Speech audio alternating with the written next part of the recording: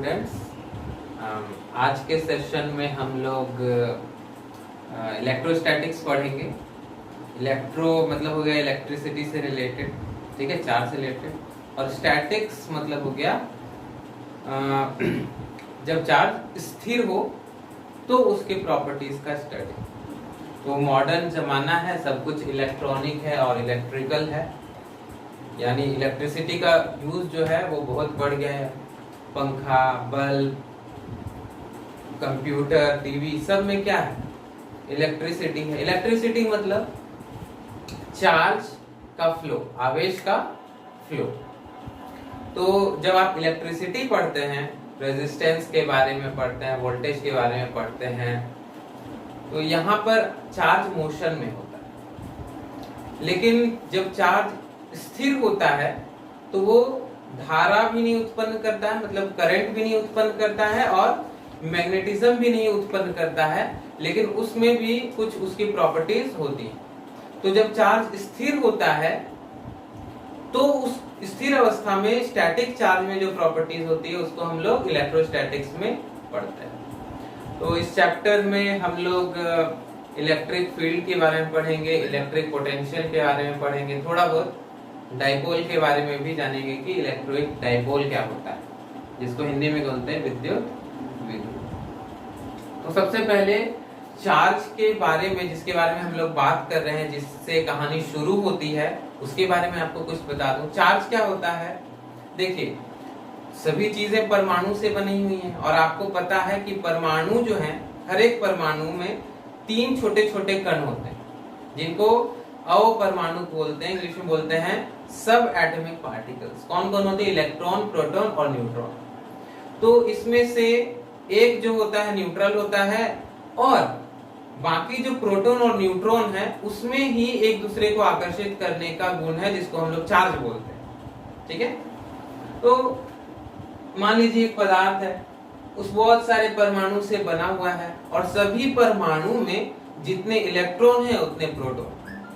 लेकिन इलेक्ट्रॉन जो है उसको परमाणु से निकाला जा सकता है। तो मान लीजिए किसी तरीके से इसमें से कुछ इलेक्ट्रॉन निकाल करके इसमें डाल दिए, ठीक है, बोर्ड से निकाल करके मार्कर में डाल दिए। तो इससे क्या हुआ कि इसके कुछ परमाणुओं में बैलेंस खराब हो गया। कौन सा बैलेंस? जो इलेक्ट्रॉन और प्रोटॉन की संख्या बराबर थी, अब इसमें से इलेक्ट्रॉन निकल गया है तो प्रोटॉन बढ़ गया, और इसमें क्या हुआ है?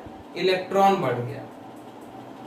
अब ये दोनों एक दूसरे को आकर्षित करने लगेंगे, अट्रैक्ट करने लगेंगे। मान लीजिए इसमें से थोड़ा सा और इलेक्ट्रॉन निकाल लिए और एक दूसरा मार्कर है इसमें डाल दिए, तो इसमें भी इलेक्ट्रॉन बढ़ गया, इसमें भी इलेक्ट्रॉन बढ़ गया। ये दोनों में नेगेटिव चार्ज है, तो ये दोनों एक दूसरे को रिपेल करेंगे, ठीक है, प्रतिकर्षित करेंगे। और इसमें पॉजिटिव चार्ज है, क्योंकि इसमें से इलेक्ट्रॉन निकाल लिए, तो ये एक दूसरे को आकर्षित करेंगे, अट्रैक्ट करेगा ये दोनों। तो ये जो अट्रैक्ट और रिपेल करने का गुण है, इसको ही हम लोग आवेश यानी कि चार्ज बोलते हैं, है ना। इसका ऐसा ही मात्रक है कूलॉम। चार्ज का ऐसा यूनिट कूलॉम है, और ये एक व्युत्पन्न राशि है यानी डिराइव्ड यूनिट है, और एक अदिश राशि है यानी कि स्केलर क्वांटिटी। इसकी कुछ प्रॉपर्टीज हैं चार्ज की, जिसके बारे में मैं जल्दी जल्दी बता देता हूं। एक है योज्यता, एडिटिविटी,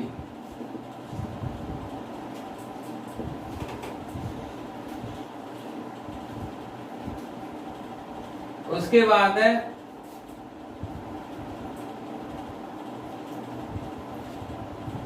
क्वांटाइजेशन ऑफ चार्ज,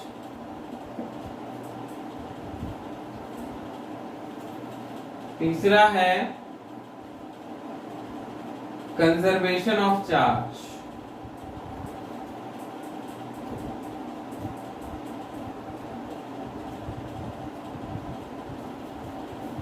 ये तीनों है क्या? एडिटिविटी मतलब योज्यता, यानी चार्ज को जोड़ सकते हैं। मतलब एक सिस्टम है जिसमें -2 कूलॉम चार्ज है और साथ में उसमें +3 कूलॉम चार्ज डाल दें, तो जो टोटल चार्ज होगा वो होगा -2 + 3 1 कूलॉम। ये है योज्यता, मतलब चार्ज को प्लस माइनस जो भी है उसको कंसीडर करते हुए जोड़ के हम लोग टोटल चार्ज निकाल सकते हैं। वेरी सिंपल, ये है क्वांटाइजेशन ऑफ चार्ज। इसको आपको थोड़ा समझना पड़ेगा। फॉर एग्जाम्पल आप सॉलिड करेंसी में ट्रांसफर कर रहे हैं, मतलब कि इलेक्ट्रॉनिक नहीं, फिजिकल करेंसी के थ्रू मनी ट्रांसफर कर रहे हैं। तो अगर आप इंडिया में हैं तो किसी को आप कितना पैसा ट्रांसफर कर सकते हैं? कम से कम 1 रुपया, क्योंकि 1 रुपया से कम होगा तो दुकानदार भी आपको टॉफी दे देता है कि नहीं? क्योंकि 1 रुपया से कम तो चलता नहीं है। लेकिन अगर आप इमेजिन करें तो आप तो 1.5 रुपया भी इमेजिन कर सकते हैं, 2.5 रुपया भी कर सकते हैं, 102.25 रुपीज भी कर सकते हैं, डेसिमल में भी हो सकता है, लेकिन प्रैक्टिकली नहीं होता है। क्यों? क्योंकि 1 रुपया से कम का सिक्का चलता ही नहीं है। तो उस तरह से चार्ज में भी आप इमेजिन तो कुछ भी कर सकते हैं, लेकिन एक मिनिमम चार्ज होता है। जैसे करेंसी में एक मिनिमम कॉइन 1 रुपया का है, उससे कम का नहीं चलता है। आज से कुछ साल पहले 50 पैसा चलता था, तब आप आधा रुपया का भी एक्सचेंज कर सकते थे, अब नहीं कर सकते। चार्ज में वो मिनिमम अमाउंट क्या है? इलेक्ट्रॉन पर जो चार्ज होता है वही मिनिमम अमाउंट है। यानी कि इलेक्ट्रॉन पे जो चार्ज है उसको E से डिनोट करते हैं, is equal to 1.602 into 10 to the power minus 19 coulomb. यही सबसे छोटा चार्ज है, क्योंकि आफ्टर ऑल इलेक्ट्रॉन के ट्रांसफर से ही तो चार्ज डेवलप होता है। तो कम से कम कितना इलेक्ट्रॉन ट्रांसफर हो सकता है? इलेक्ट्रॉन को तोड़ के तो ट्रांसफर नहीं कर सकते, तो कम से कम इतना ही चार्ज डेवलप होता है। 2 इलेक्ट्रॉन का ट्रांसफर हुआ तो इसका डबल चार्ज डेवलप होगा। 3 इलेक्ट्रॉन का चार्ज हुआ तो 3 इलेक्ट्रॉन का ट्रांसफर हुआ तो 3e चार्ज डेवलप होगा। मान लीजिए कि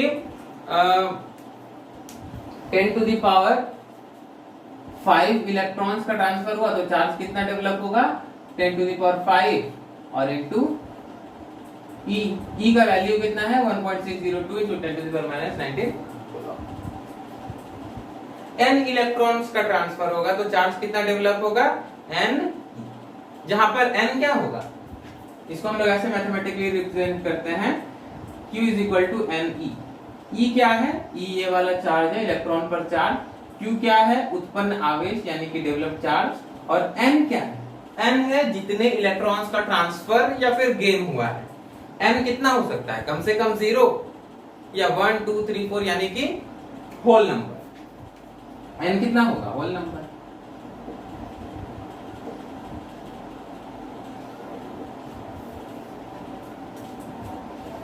तो यहां पर अगर आप q रख दें 1 कूलम और E का वैल्यू पुट कर दें 1.602 into 10 to the power minus 19, तो आपका जो n मिलता है वो हो जाता है 6.25 into 10 to the power।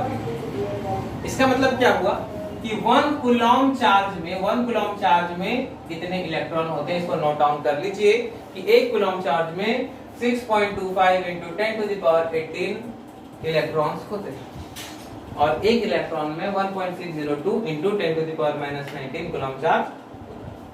Next है कंजर्वेशन ऑफ चार्ज, यानी आवेश का संरक्षण।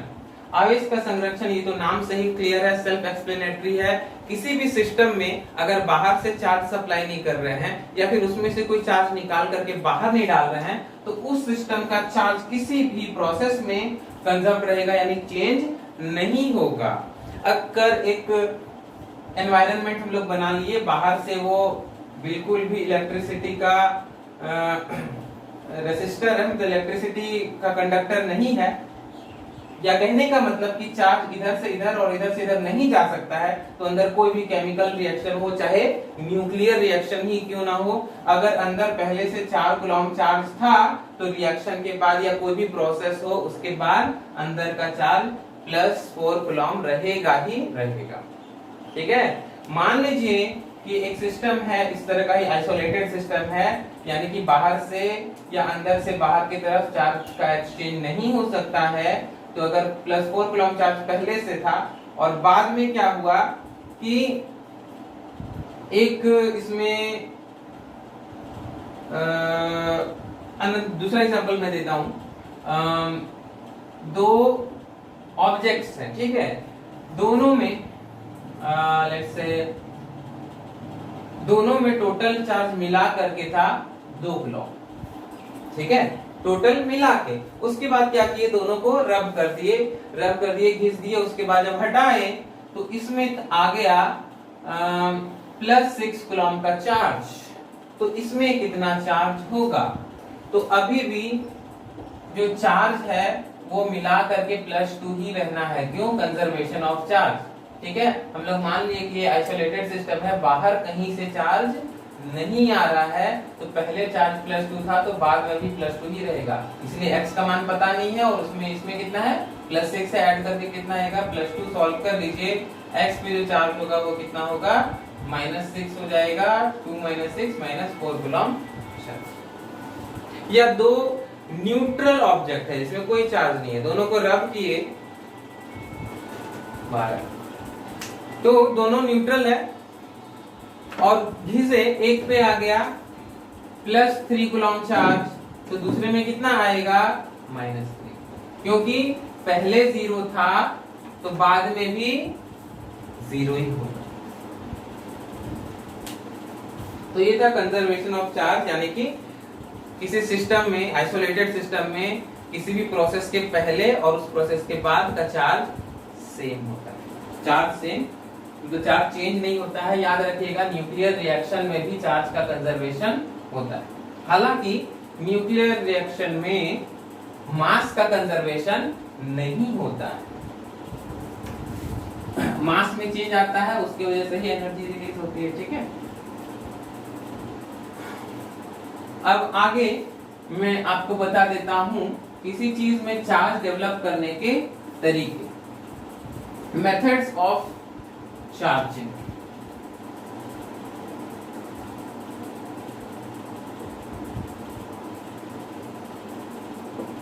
तो एक तो होता है